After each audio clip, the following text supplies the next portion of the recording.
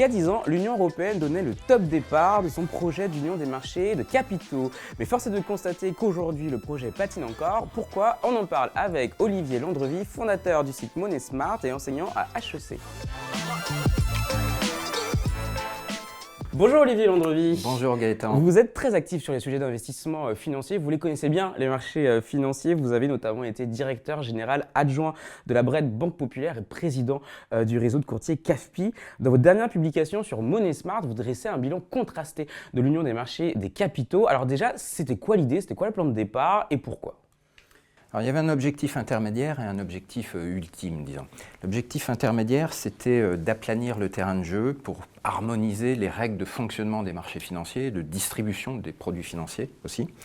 Et cet objectif-là, on peut dire qu'il a été globalement atteint. Il y a eu beaucoup de choses de faites et c'est très bien, on peut s'en féliciter. En revanche, l'objectif ultime, quand le projet a été présenté en 2014, c'était de réussir à créer un marché unique de l'épargne européenne. L'idée était que ça permettrait d'optimiser l'allocation des capitaux en Europe. On a des pays qui sont très riches en épargne, la France en fait partie. On a d'autres pays qui ont de forts besoins de financement pour leurs entreprises.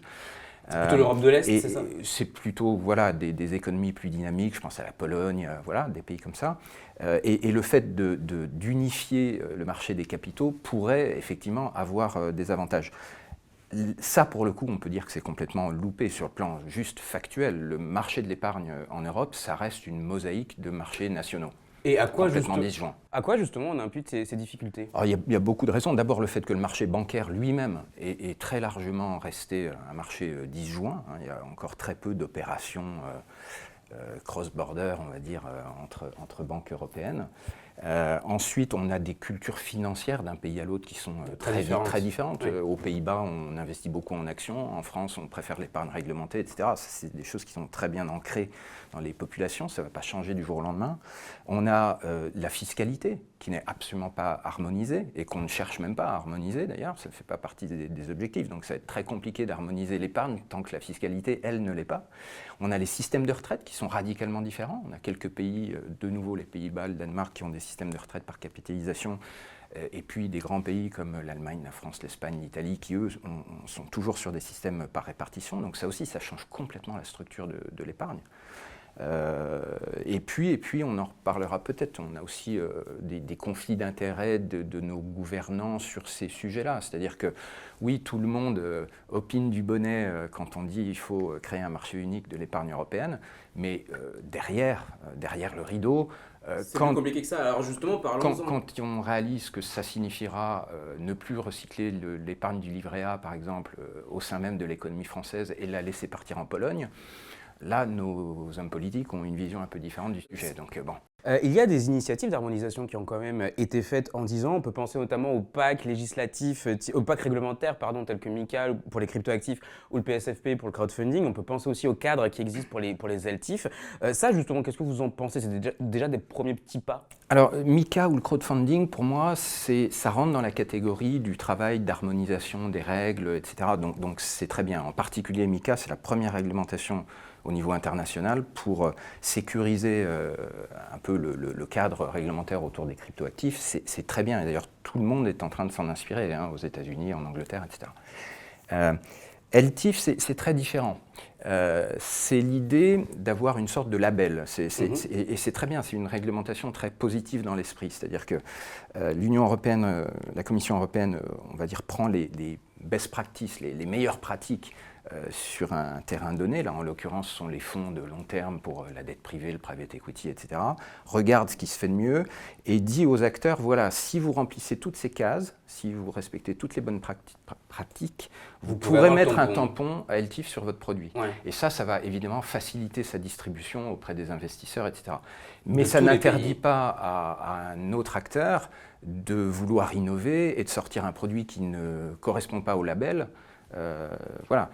Donc c'est très bien comme réglementation. Simplement, là où peut-être on a des attentes irréalistes par rapport aux retombées de LTIF, c'est quand j'entends parfois que c'est ça qui va permettre de démocratiser le private equity en Europe. Non, enfin, si on compare les marchés américains et français, marché américain où ces métiers-là de private equity et d'actions non cotées sont beaucoup plus développés, Ce qui a permis ce développement, c'est pas de vendre du private equity à Madame Michu, si vous me permettez.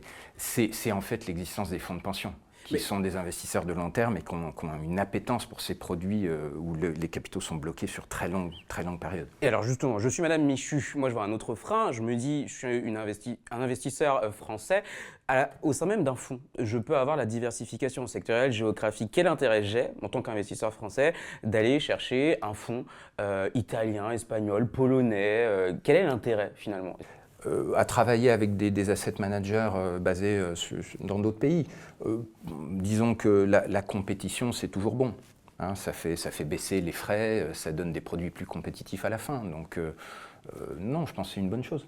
Et vous, Jonathan, du coup, l'Union des marchés des capitaux en tant que conseiller, est-ce que ça vous parle? Est-ce que vous y voyez des opportunités d'investissement particulières pour vos clients?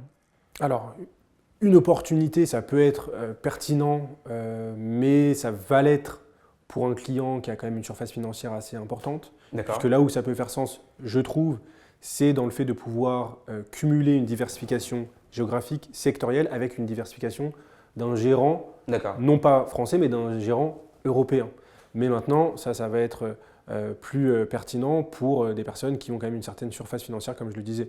Donc là, oui, ça peut être intéressant. Sinon, j'ai du mal à imaginer vraiment l'intérêt pour le client, même qui a 200, 300, 400, 500 000 euros à placer, voire plus.